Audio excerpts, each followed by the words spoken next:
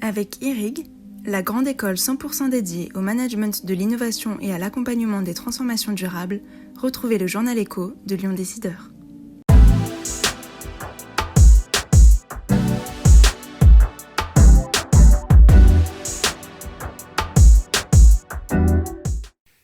Bonjour et très heureux de vous retrouver dans le journal Écho de Lyon Décideur. Notre invité aujourd'hui, François Chaumont, le délégué de RTE, Réseau de transport d'électricité en Auvergne-Rhône-Alpes. Nous ferons le point avec lui sur les conséquences de la crise sanitaire sur la consommation d'électricité et puis nous verrons aussi comment RTE accompagne maintenant la reprise économique. Mais pour commencer le journal Écho avec quelques infos en bref, et tout d'abord le groupe cimentier Vicat qui décide de relocaliser son siège social à l'île d'Abo et de quitter le quartier de la Défense à Paris, un transfert qui concerne 35 personnes et signe le retour aux sources régionales pour ce numéro 1 français et indépendant du ciment, du béton et des granulats. 167 ans après sa création, 2 siècles après l'invention du ciment artificiel par Louis Vicat, l'entreprise présidée par Guy Sidos rejoint donc l'île d'Abo pour l'implantation de son siège au cœur de son centre de recherche et développement. Rappelons que Vicat réalise un quart de son activité dans la région où il emploie près de 2000 personnes en tout sur un chiffre d'affaires donc global de 2,7 milliards d'euros. Une relocalisation soutenue et accompagnée par la région Auvergne-Rhône-Alpes. GL Events pousse un ouf de soulagement avec la perspective de voir les foires et salons reprendre le 1er septembre. Sierra Green à la Sucrière, Foire de Lyon, Equitalion et Syrah en janvier prochain à Eurexpo. Le planning est chargé pour les sites lyonnais du groupe, heureusement, car l'entreprise d'Olivier Ginon annonce une chute d'activité de 55% au 30 juin et une perte nette de quelques 30 millions d'euros, et ce, malgré un plan d'économie de 90 millions d'euros. Le programme Urban Garden de Gerland, 28 000 m² de bureaux, a été racheté fin 2019 par le parisien Buildex à Sogelim-Dixence. D'ores et déjà, 4 bâtiments sur 5 ont trouvé preneur et seront occupés à leur livraison en mars 2021 par le groupe Engie. Reste 5 800 m² pour lequel Thierry Jalon, président de Buildex, n'est pas inquiet. Buildex, rappelons-le, agit pour le compte d'un fonds américain. Enfin, le chiffre du jour, 2 900 000, c'est le nombre de masques fabriqués par les entreprises textiles régionales qui n'ont pas trouvé preneur suite à la reprise des importations de masques à bas coût. Entreprises textiles régionales qui disposent aussi de la matière première pour fabriquer encore 19 autres millions de masques, sauf que, visiblement, on ne fait plus appel à leur service. Voilà, on retrouve à présent notre invité, François Chaumont, bonjour. Bonjour Pierre. Et merci de nous inviter ici dans les locaux donc, de RTE Auvergne-Rhône-Alpes. Vous êtes le délégué de RTE Auvergne-Rhône-Alpes. On rappelle votre activité, le transport d'électricité pour tous les opérateurs, EDF bien sûr, mais tous les autres également. Oui, c'est ça. Donc en fait, notre rôle, c'est d'assurer à chaque instant l'équilibre entre la production et la consommation, entre l'offre et la demande, donc pour tous les producteurs et tous les consommateurs en France. On a aussi un rôle d'innover pour adapter le réseau et accompagner les enjeux de la transition énergétique. Voilà, vous êtes une entreprise publique, oui. À capitaux publics, oui. Mais vous travaillez donc vraiment pour tout le monde. Combien d'opérateurs, par exemple, ici pour le compte desquels vous travaillez, est-ce qu'on peut le chiffrer Donc en fait on a plusieurs producteurs qui sont sur la région, mais on a aussi beaucoup de clients industriels. On est une région avec beaucoup de clients industriels, on est 107 clients industriels raccordés au réseau. On a des réseaux de distribution qui sont raccordés à notre réseau de transport. Et puis après, le nombre d'opérateurs se chiffre plutôt à la maille nationale, puisque donc les producteurs sont partout en France, et avec aussi des capacités d'interconnexion entre les pays pour pouvoir transiter l'électricité entre les pays. Voilà. Et puis ici, votre siège régional, dans lequel vous êtes arrivé il y a quoi, donc ça fait 2 ans à peu près qu'on est dans ce siège. C'est le siège régional. On est 500 personnes sur ce siège-là, et puis 1100 personnes à RTE sur Auvergne-Rhône-Alpes. Voilà. Alors forcément, vous êtes bien placé pour avoir pu mesurer l'impact de la crise sanitaire en termes de consommation d'électricité. Forte baisse en mars, fin mars, c'était de l'ordre de moins 20% à peu près, c'est ça, voilà, au début du confinement. Ça a été le pic de la crise s'est fait ressentir au bout de 15 jours à fin mars, le 27 mars exactement. On était à moins 20% de la consommation sur toute la région Auvergne-Rhône-Alpes. C'est une baisse qui était inédite par sa rapidité et sa profondeur. En fait, on a déjà vécu des baisses en 2008 pendant la crise économique, mais c'était plutôt des ordres de grandeur de 5% et qui se chiffraient sur le temps long, plutôt d'une année sur l'autre. Donc là, ça a été très, très rapide, avec aussi des impacts sur la courbe journalière d'une consommation, puisque plutôt qu'avoir des pics de consommation vers 8 heures du matin lorsqu'il y a les transports qui se mettent en route et les industriels qui de toute façon ont déjà commencé. On avait plutôt, avec les modes d'usage qui avaient évolué, des consommations où le pic se portait plutôt vers 13 heures, donc avec des transports en moins et puis donc de l'activité plutôt domestique autour de midi. Alors si on regarde l'impact en termes en ce qui concerne la consommation industrielle, une baisse de l'ordre de quoi, 13%, moins marquée quand même qu'au niveau national, hein.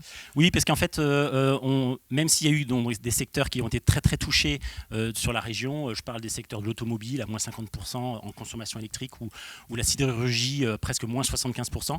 Finalement, sur la région, les clients industriels qui sont raccordés au réseau ont plutôt une forte résilience, à moins 13% par rapport à un chiffre national qui est autour de moins 24%.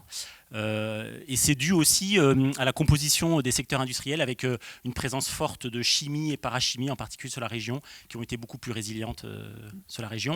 Finalement, ce secteur-là industriel a rétabli aujourd'hui sa consommation plutôt habituelle. Alors, vous personnellement, RTE, en Auvergne-Rhône-Alpes, comment est-ce que vous êtes organisé pour faire face à cette situation? Maintien de service, forcément, évidemment. Comment est-ce que vous êtes organisé? Donc bien sûr, l'électricité a été touchée, on l'a vu.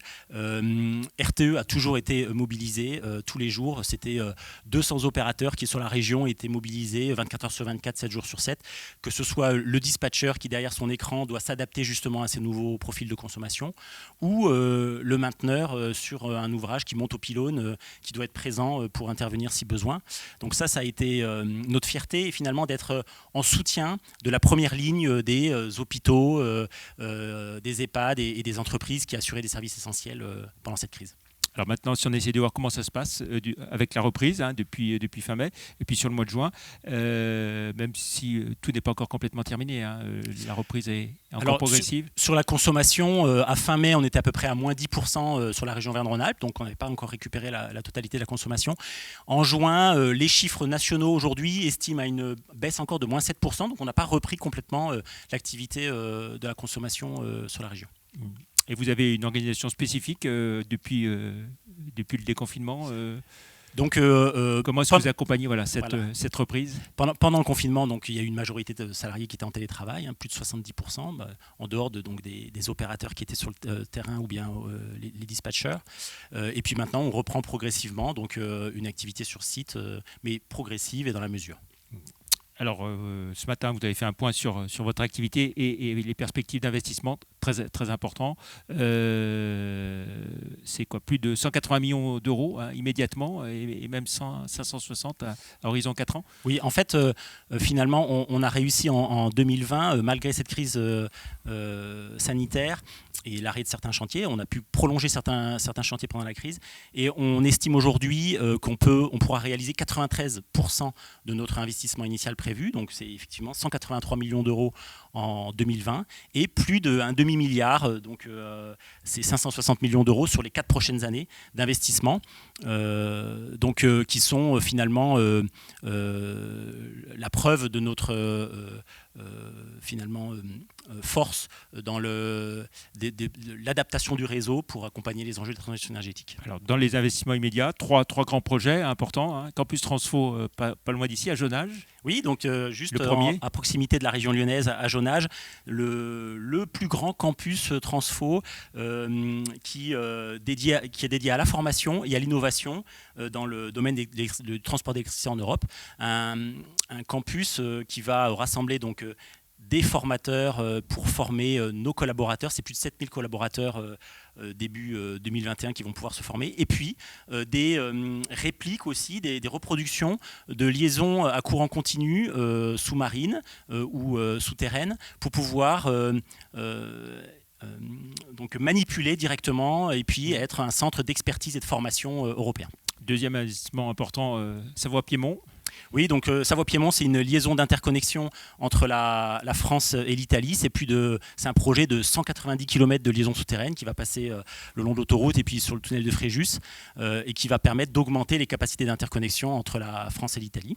Voilà, et puis un troisième investissement encore. Et bien, après, c'est finalement la construction. Maintenant qu'on a des objectifs qui ont été fixés par la région et par l'État sur le développement des énergies renouvelables.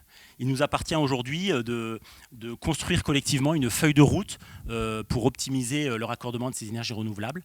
Et donc, on se donne rendez-vous à la rentrée pour avoir une consultation du public sur ce schéma construit collectivement pour raccorder les nouvelles énergies renouvelables. Voilà. Donc une sorte de grand débat public à la rentrée. Oui, une concertation publique avec une information qui est donnée au public et puis des rendez-vous dans la région pour construire ce schéma ensemble.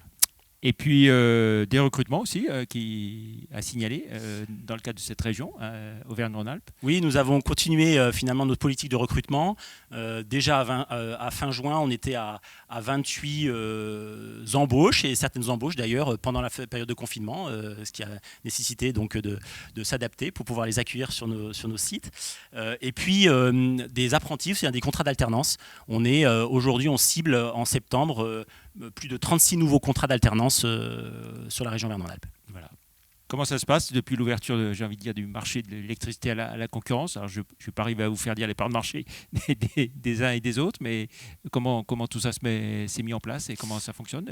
Alors, beaucoup de choses évoluent dans le monde de l'électricité.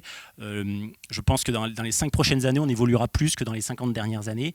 Et notre rôle aujourd'hui, c'est d'accueillir tous ces nouveaux systèmes, tous ces nouveaux producteurs, ce nouveau mix énergétique et être présent au rendez-vous de ces enjeux de la transition énergétique. Très bien. Merci beaucoup François Chaumont de nous avoir accueillis ici dans vos locaux à Gerland. Merci beaucoup. Très bonne fin de semaine. Bon week-end. Merci. Au revoir. Au revoir.